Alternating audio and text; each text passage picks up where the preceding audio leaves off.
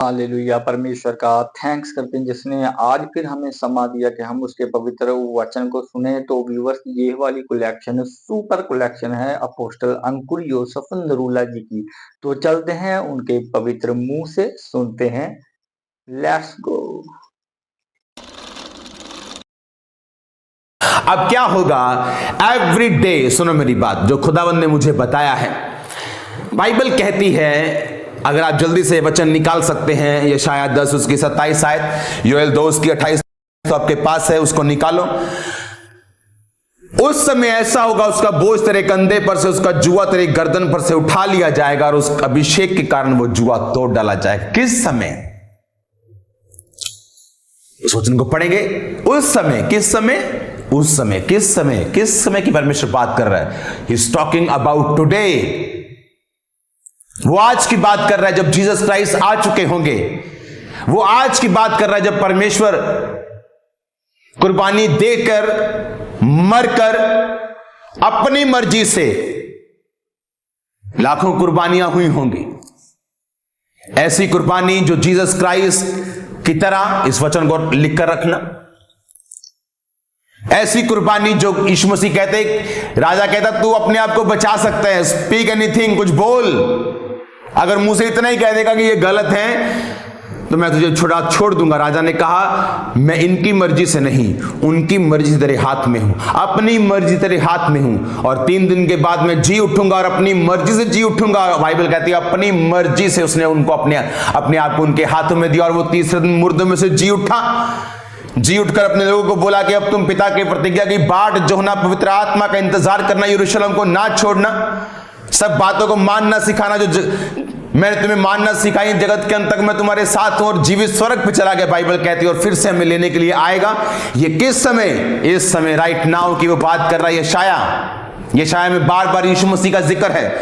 वो अद्भुत युक्ति करने वाला परमेश्वर, वो महापराक्रमी परमेश्वर, उसके मार खाने से हम चंगे हुए। कहां लिखा है? यशाया 53 में लिखा। अब यहां लिखा कि उस समय वो बोझ तेरे कंधे, वो जुआ तेरे गर्दन से उठा लिया जाएगा, अभिषेक के कारण वो जुआ तोड़ डाला जाएगा। मुझे परमेश्वर ने कहा कि अभिषेक अगले कुछ दिनों तक, हर रोज मैं प्रेयर माउंटेन पे आपके साथ हूंगा, अगले कुछ दिनों तक, एवरी डे। कारण जीसस क्राइस्ट आए, मारे गए, गाड़े गए, जी उठे और पवित्र आत्मा को भेजा। 120 लोगों पे पेंटिकोस्ट के दिन वो उतरा, उन पर नहीं जो पेंटिकोस्ट त्योहार मना रहे थे, उन पर उतरा जो पेंटिकोस्टल नहीं थे, जो पेंटिकोस्ट त्योहार नहीं मना रहे थे और बैठकर स्पिरिट फिल्ड प्रेयर कर रहे थे। वो नहीं थे जो धर्म के साथ बंधे हुए, रीति रिवाजों के साथ बंधे हुए थे, वो जो आत्मा के चलाए चल रहे थे, जो वचन के चलाए चल रहे थे। पवित्र आत्मा उन पे उतरा, एक हर एक अलग अलग भाषा बोलने लगा। जब अभिषेक उन पे उतरा, बाइबल कहती है वो अभिषेक के कारण वो जुआ तोड़ दिया जाएगा। हिंदी में तोड़ लिखा, लेकिन एक्चुअल शब्द है डिस्ट्रॉय कर दिया जाएगा, नाश कर दिया, भस्म बना दी जाएगी उसको भूसी बनाकर, उसको तूड़ी बनाकर, उसको राख बनाकर खत्म कर दिया जाएगा तेरी जिंदगी से, अभिषेक के कारण। योएल 2 उसकी 28 में लिखा, अंत उनका बातों के बाद मैं सब प्राणियों पर अपना आत्मा उंडेलूंगा, तुम्हारे बेटे बेटियां भविष्यवाणी करेंगे, तुम्हारे पुराने स्वप्न, तुम्हारे जवान दर्शन देखेंगे, अपना आत्मा में सब मनुष्यों के ऊपर उंडेलूंगा। कब? उन दिनों के बाद। किन दिनों के बाद? वो आज की बात कर रहा है। पतरस के पास बाइबल नहीं थी, आपको मालूम, नया नियम था नहीं, वो खुद एक नया नियम था। तो वो कहां से प्रीच करते थे जीसस क्राइस्ट का? पुराने नियम से। यीशु मसीह का प्रीच कहां से करते थे? पुराने नियम से। दाऊद ने यीशु मसीह के बारे में जिक्र किया, उसकी देह सड़ने न पाएगी। यशाया ने जिक्र किया। और आपको काम की बात बताऊं, यीशु मसीह के जन्म से पहले हर एक बाइबल के पद में, हर एक बाइबल की बुक में यीशु मसीह का जिक्र है। एक भी पुस्तक नहीं जहां पर जीसस क्राइस्ट का जिक्र ना हो, लेकिन उसे आत्मा में समझना पड़ता है। तो वो पुराने नियम से जीसस क्राइस्ट के बारे में बताते थे कि जिस तरह पिता ने वायदा किया था अपने वचन में, वो आएगा, कुंवारी गर्भवती होगी, वो सब लक्षण देखो तुम्हारे सामने पूरे, वो मारा जाएगा, मनुष्य में उसकी इतना वो मारा जाएगा कि वो जान पहचान नहीं होगी, रोग से उसकी जान पहचान होगी, मनुष्य में से त्यागा हुआ वो ठहराया जाएगा, तुम्हारे अपराधों के कारण घायल किया जाएगा, क्रूस की मृत्यु को वो सहेगा। किसके लिए? तुम्हारे लिए। क्यों? क्योंकि जब वो आएगा, मारा जाएगा, गाड़ा जाएगा और जी उठ के वापिस जाएगा और पवित्र आत्मा भेजेगा तो तुम सामर्थ पाओगे। प्रेरितों के काम, जब पवित्र आत्मा तुम पर आएगा तो तुम सामर्थ पाओगे। क्या करेगी वो सामर्थ? क्या वो पार्टी के लिए आएगी? क्या वो तुम्हें खुश करने के लिए आएगी? क्या तुम्हें सिर्फ आत्मिक और दिल की तसल्ली देने के लिए आएगी? क्योंकि आखिरी प्रेयर पॉइंट में जाने से पहले मैं चाहता हूं आप इस प्रेयर को रिसीव करें। वो किस लिए आएगी फिर? सामर्थ क्यों परमेश्वर आपको सामर्थ देगा? आपके घर में क्या कोई ऐसा इंस्ट्रूमेंट है जो आपने बिना जरूरत के लिया हो?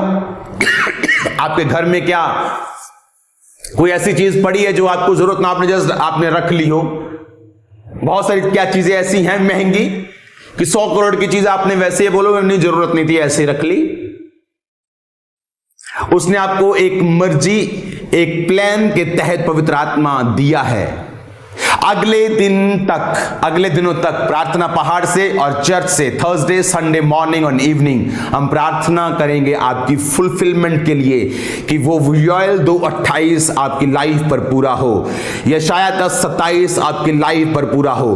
प्रेरितों के काम 1 अध्याय उसका वचन की पवित्र आत्मा तुम पर उतरेगा, तुम सामर्थ पाओगे, तुम्हारी जिंदगी में पूरा हो, ताकि जब सामर्थ तुम पे आए, अभिषेक के कारण वो जुआ तुम्हारी जिंदगी से तोड़ दिया जाएगा। वो जुआ पैसों से नहीं टूटने वाला, आपके टैलेंट से, आपकी पढ़ाई से नहीं टूटने वाला, आपकी अप्रोच से नहीं टूटने वाला। अभिषेक के कारण वो जुआ, किसे कहते हैं जुआ? यशाया 10:27 लिखा, तो उसका बोझ तेरे कंधों पर होता है जुआ। कि जब आप कंधे पर जुआ लेके चल रहे हैं, आप फ्री नहीं हैं। आप सिर पर जुआ लेके चल रहे हैं, आप फ्री नहीं। आप ऊपर नहीं देख सकते, आप हिल नहीं सकते, आप बंधे हुए हैं। लेकिन बाइबल कहती है अभिषेक के कारण वो जुआ तोड़ दिया जाएगा, नाश कर दिया जाएगा। तो आपको क्या चाहिए? आपको पवित्र आत्मा का अभिषेक चाहिए। और वो कैसे मिलेगा? वो मिलेगा वफादारी के साथ। इफिसियों 5 उसकी 18 आयत में लिखा, दाखरस के मत वाले ना बनो, इससे लुचपन होता है, पर आत्मा से परिपूर्ण होते जाओ। और जब हम इसके अगले पार्ट को पढ़ते हैं कि पौलुस ने अगर इसको कोमे के साथ छोड़ा है, इसको फुल स्टॉप नहीं दिया, इसलिए बाइबल बहुत गहरी है। बाइबल में जो लोग बोलते हैं बहुत शोध हुई, बढ़िया शोधा हुई हैं जी बाइबल, ऐसा नहीं है। ये एक डफर बात है। बाइबल में एक भी शोध नहीं हुई। इब्रानी वर्णमाला बहुत बड़ी है। किसी लैंग्वेज के पास कैपेसिटी नहीं थी कि वो इब्रानी की इतनी वर्णमाला को अपने में समा सके। इब्रानी में अगर भाइयों वाला प्यार है, उसके लिए अलग शब्द है फिलियो। अनकंडीशनल प्यार है, उसके लिए अलग शब्द है अगापे। डिफरेंट प्यार के लिए डिफरेंट शब्द है, लेकिन हिंदी में वो सिर्फ प्यार है। पत्नी से प्यार करता हूं तब भी प्यार, बच्चे से प्यार करता हूं तब भी प्यार, गॉड से प्यार करता हूं तब भी प्यार। जब हिंदी में कोई बेटर शब्द मिलता था तो वो प्यार की जगह लगा देते थे और मूर्ख कहते थे बाइबल में शोध हो गई। बाइबल में शोध नहीं हुई, तुम्हारी भाषा में शोध हुई है। ओरिजिनल बाइबल इब्रानी यूनानी कोई शोध नहीं हुई। 1% बिंदु, इस वचन को देखो, बिंदु के साथ खुदाबंद ने खत्म नहीं किया। 18 आयत कोमा, 19 आयत अगर है तो निकालना जल्दी टीम। आपस में भजन और स्तुति गान, आत्मिक गीत गाया करो। अगर इंग्लिश में पढ़े लिखा स्पीकिंग ऑन टू योरसेल्फ। पौलुस ने हमें छोड़ा नहीं। उसने कहा अगर मैं तुम्हें बोलता हूं कि तुम परिपूर्ण होते जाओ, अगर मैं तुम्हें बोलूं ओके कल दारू नहीं पीनी है और तुमने गाड़ी चलानी है, आप बोलेंगे मुझे गाड़ी चलानी अगर आती नहीं, तो आप कैसे बोलोगे मुझे गाड़ी चलानी? मैं बोलूंगा ओके कोमा, अब गाड़ी कैसे चलानी है? अंदर बैठो, सीट बेल्ट लगाओ, हाँ, न्यूट्रल में गाड़ी डालो, हाँ, ऑटोमेटिक नहीं तो क्लच दबाओ, अब पहला गेयर डालो, धीरे धीरे क्लच छोड़ो, धीरे धीरे रेस दो, जरूरत पड़े ब्रेक दबाओ। उसी तरह पौलुस समझा रहा है 18 आयत में, आपस में भजन स्तुति गान आत्मिक गीत गाया करो, अपने मन में प्रभु के सामने गाते कीर्तन करते रहो, सब बातों के लिए हमारे प्रभु यीशु मसीह के नाम से परमेश्वर पिता का धन्यवाद करते रहो, मसीह के भय से एक दूसरे के अधीन रहो, पत्नियों जैसे प्रभु के ऐसे अधीन रहो जैसे प्रभु के। वो आपको फिर तरीका बता रहा है कि होली स्पिरिट से फिल कैसे होना है, क्योंकि अगर आप होली स्पिरिट से फिल नहीं होते, आप बंधनों से आजाद नहीं होते, आप बॉन्डेज से आजाद नहीं होते, आपका जुआ नहीं टूटता, आप फ्री नहीं होते, आप you are not a free man, not a free women.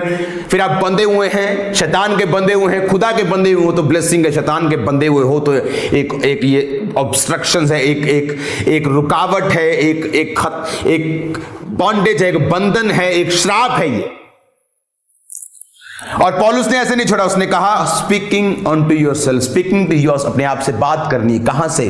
भजन संहिता से। यहोवा मेरा चरवाहा है, वो मेरा शरण स्थान और मेरा गढ़ है, उसने मुझे सांप और बिच्छुओं को रौंदने का और शत्रु की सारी सामर्थ पर अधिकार दिया है। मैं सांप और सिंह और नाग को कुचलूंगा, जवान शेर और अजगर को लाता। अपने आप से बात करनी, यहोवा मेरा चरवाहा है, मुझे घटी ना होगी, मैं कुशल से टिका रहूंगा, मेरा वंश पृथ्वी के ऊपर। अपने आप से वचन से बात करनी, ना कि अपनी सिचुएशन से। ओ मेरी रिपोर्ट कहती मैं 6 महीने जिंदा रहूंगा, ओ मेरा कर्जा बहुत बड़ा है। ये फैक्ट है, सच्चाई नहीं। ये फैक्ट है, डॉक्टर ने बोला आपको हार्मोनल प्रॉब्लम है, पर ये सच्चाई है, उसके कोड़े खाने से तुम चंगे हो चुके हो। हालेलुया, हालेलुया, तारीफ करो जोर से। ये सच्चाई है।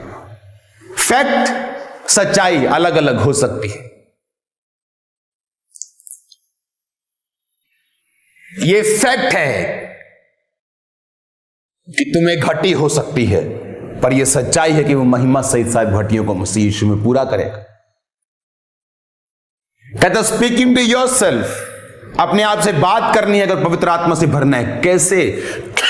अपने इमोशन के हिसाब से, अपनी सिचुएशन के हिसाब से जो चल रहा है। इंग्लिश में निकालना इस आयत को। कैसे बात करें अपने आप में? कल मैं क्या बनाऊंगी सब्जी में, यह बात करनी है। एक तरफ खुदा का वचन कहता है तुम्हारा बोझ कंधे पर से, गर्दन पर से उठा ले जाएगा, अभिषेक के कारण वो जुआ नाश कर दिया जाएगा। अभिषेक कैसे आएगा? नया नियम कहता है यीशु मसीह के आने के बाद वो अभिषेक उतरेगा। जब पवित्र आत्मा तुम पे आएगा तो तुम सामर्थ्य अभिषेक पाओगे।